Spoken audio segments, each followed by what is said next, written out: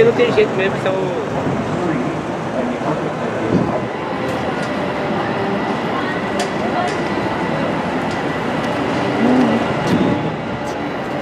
Ali, ó.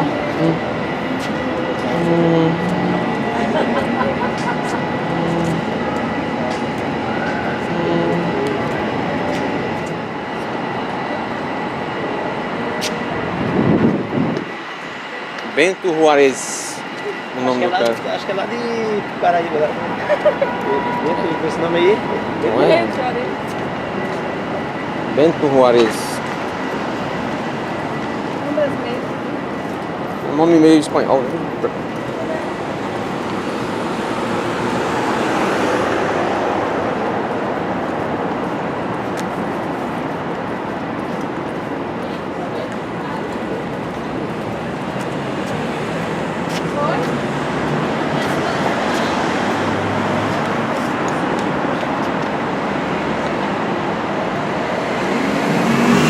Mais rápido.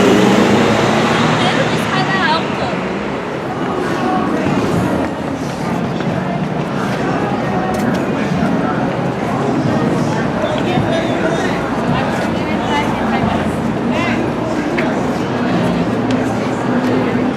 Ei, Neto, eu acho que aquele túnel que a gente Vamos deixar lá. só fui na About this city, folks, especially how we became one of the architectural capitals of the world, as I said before, did not happen overnight. I'll tell you what did happen over two, though. The Great Chicago Fire of 1871. That destroyed 66% of this city. Now, we're getting into the suburbs. That's their second, huh? Good for them. Up here to our right, this is the American Medical Association, the former IBM building. Now folks, this right here, this was designed by the famous German architect, Ludwig Mies van der Rohe. Look, it's a giant black box. That's built in 1914 by George Niemans, who studied under Frank Lloyd Wright. Now, this building is the last remaining warehouse building along the main branch of the river. In fact, it isn't symmetrical because this section of the building, we had to cut one entire bay off of it to make room for this bridge that we're passing underneath the White House. Check this building out. This is River Point, designed by Picard and Children. It reflects every building around it.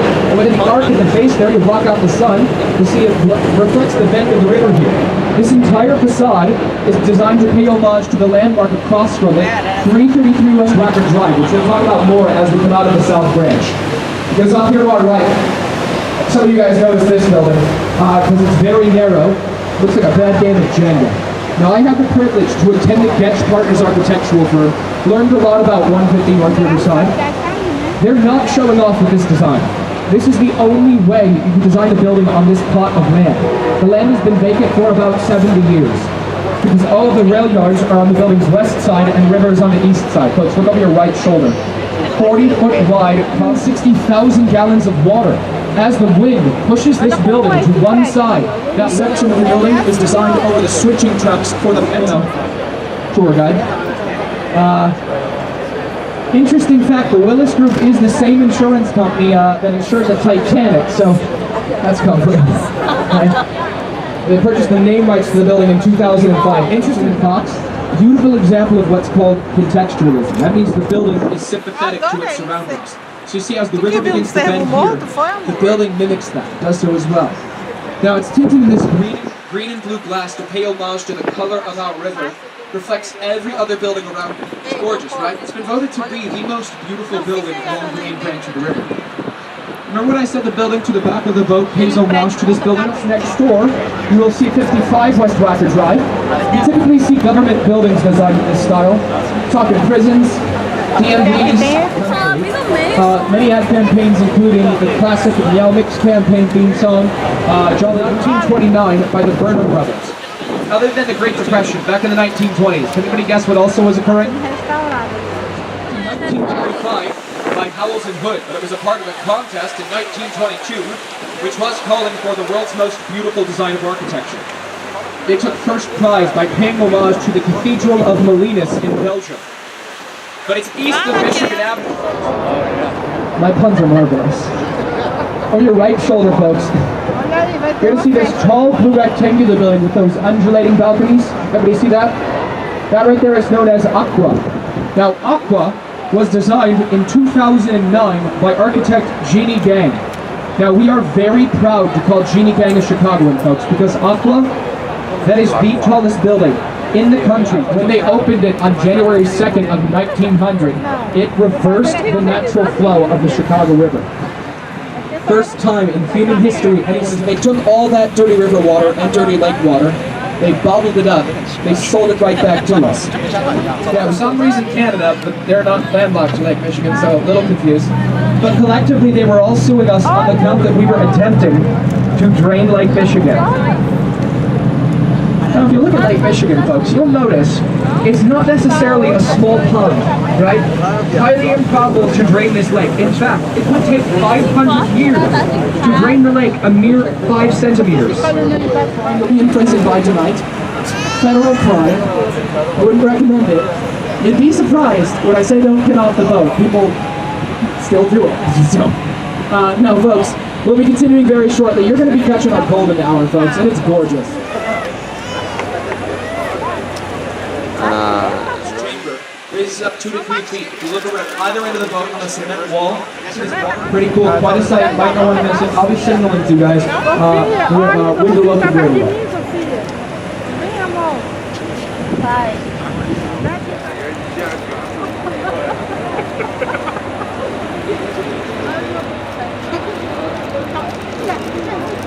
80,000 gallons draining into this chamber.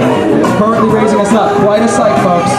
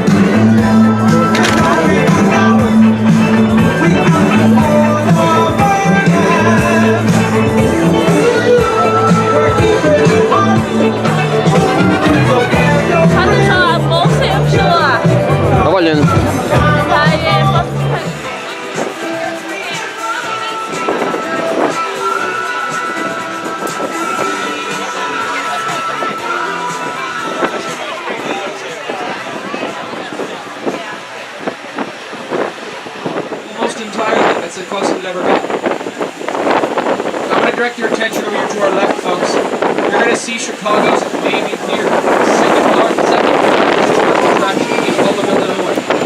Now, it was built in 1916 by Bennett, Parsons, and Frost.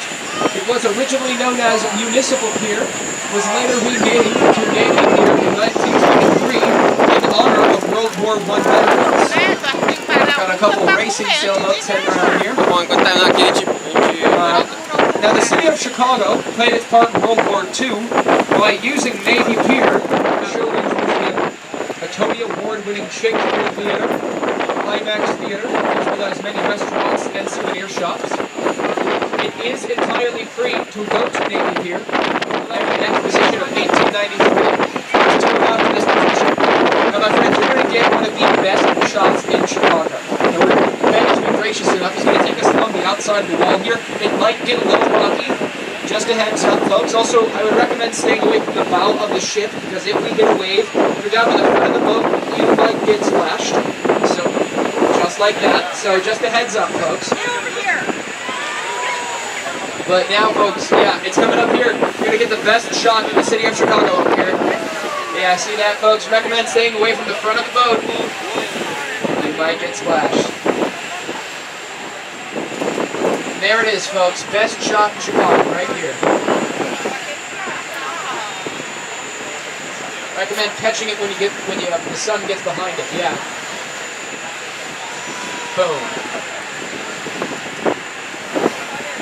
Now this lighthouse, folks, it was manned up until 1978. The story goes that back in 1968, a wealthy stockbroker known as Stephen Bemis heard that the guy who was originally running it was retiring. Skidmore, Owings, and Merrill. Now, my friends, you see, it's designed to come together near the top because it's paying homage to the Washington monuments as well as the pyramids. It creates this feeling of monumentality. This was the first building to surpass the Empire State Building in New York. It stands at a total height of 1,127 feet and about 100 stories.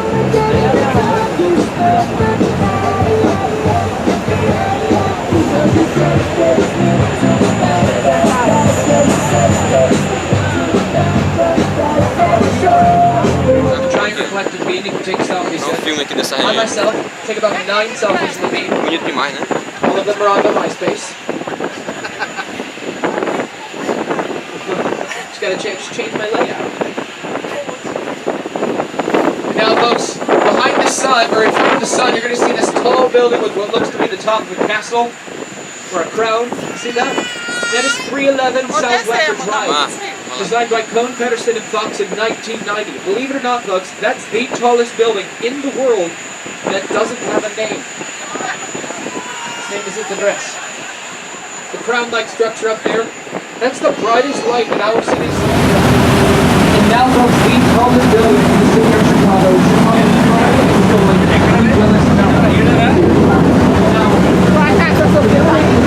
it's not one tall structure.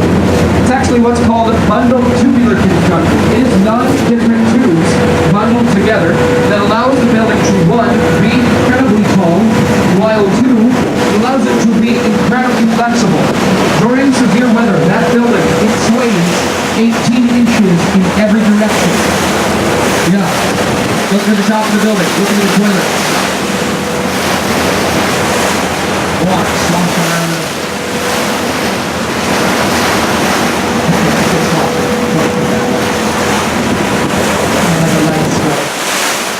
Now, the building was the tallest building in the world from its construction in 1973 up until 1998, where the building was then surpassed by the Texas. It's covered in 28 acres of black aluminum skin and 16,000 bronze-tinted glass windows. Now, the building stands at a total height of 1,475 feet and 108 stories. They said it was going to be 109, but that's a different story.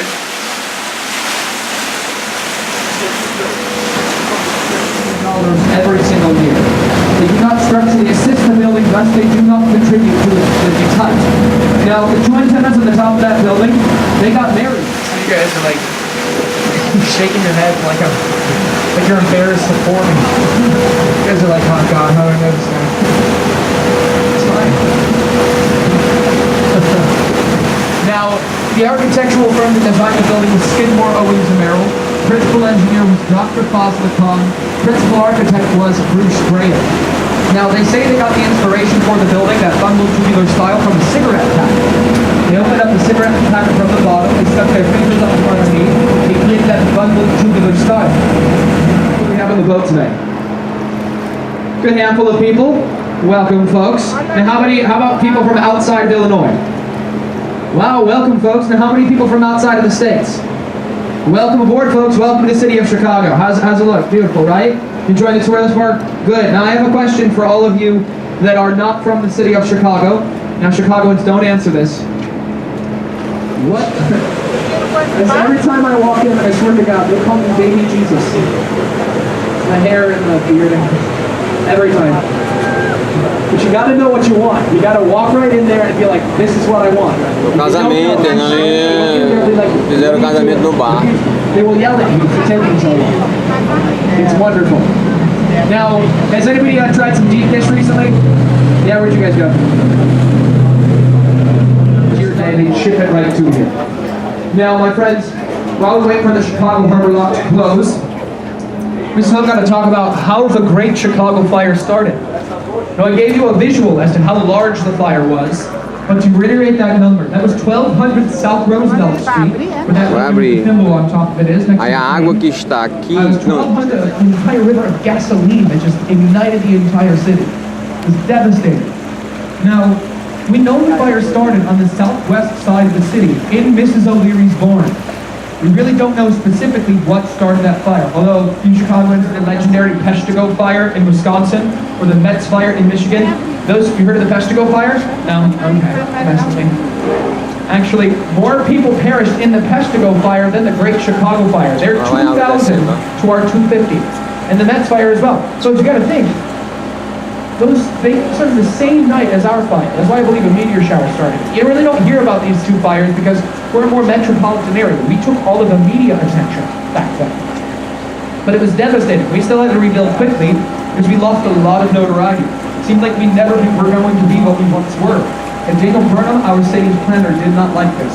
He knew we had to rebuild as quickly as possible. So we started rebuilding around 19 years.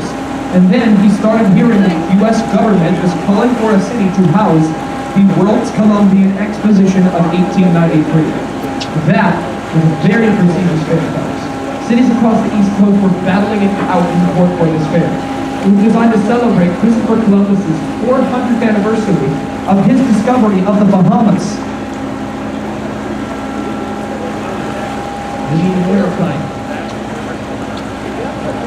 Now, folks, so we started rebuilding around 19 years, but to take a brand new lead, our city's planner, as well as America's first serial killer, H.H. Holmes. He used it there as a tactic to capture many of his victims. It's such a good book. It reads like fiction. It's entirely based on truth. Eric Larson's a research writer, so it feels like it's fiction, but also H.H. Holmes, he's considered the Jack the Ripper of America. There are also rumors for you that have read the book that H.H. Holmes is Jack the Ripper. I believe that's why I believe that. But he designed an entire foreign hotel around where the fair was located. He hired 15 different construction crews. He used an entire hotel with secret passageways, walls that just turn in on themselves and just like capture all those victims and send them straight to the basement. He was insane.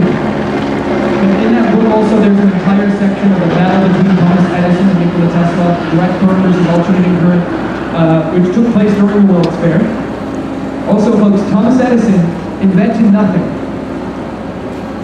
He invented nothing. He just stole all of Nikola Tesla's ideas, learned how to market them better. It's true, right? Yeah, seriously. Learned how to market all of them and sing a lot more, and then Tesla was like, I don't care, I'm not going to patent anything, I just want to give this to the human race. But he stole all of them because he would never patent any of his ideas. It's true. Now, Thomas Edison, he was a man. Now, folks, it was such an important fair because it was bringing a lot of attractions to the city of Chicago. We're talking, if it wasn't for this fair, we would not have the brownie, Aunt Jemima's pancake mix, the zipper, the alternating current, Cracker Jacks, PBR. We wouldn't even have the Ferris wheel. Yeah. Now, PBR, Pabst Blue Ribbon, was originally just known as but they realized that would be a privacy issue, so they cut one of the loaves off the building. So it has this style. Actually, earlier this season, folks, I had a boat full of like 300 fifth graders on a field trip. I said this building looked like a fidget spinner. All 300 of them pulled out a long fidget spinner simultaneously fired with the whole thing choreographed. It was so overwhelming. All I can say is, now you'll notice, folks, that this is the only residential building designed east of Lake Shore Drive. Now I just mentioned earlier that because of the Aaron Montgomery War, there's the ordinance that states no building can be built east of Lake Shore Drive on land. So when the city of Chicago sued the owners for erecting a building east of this street, the lawyers in court, they found a loophole. In court they stated, well, technically we're not building on land. We're building on landfill. Because everything east of Michigan Avenue, landfill, thus they got away with erecting buildings east of Lake Shore Drive. Now,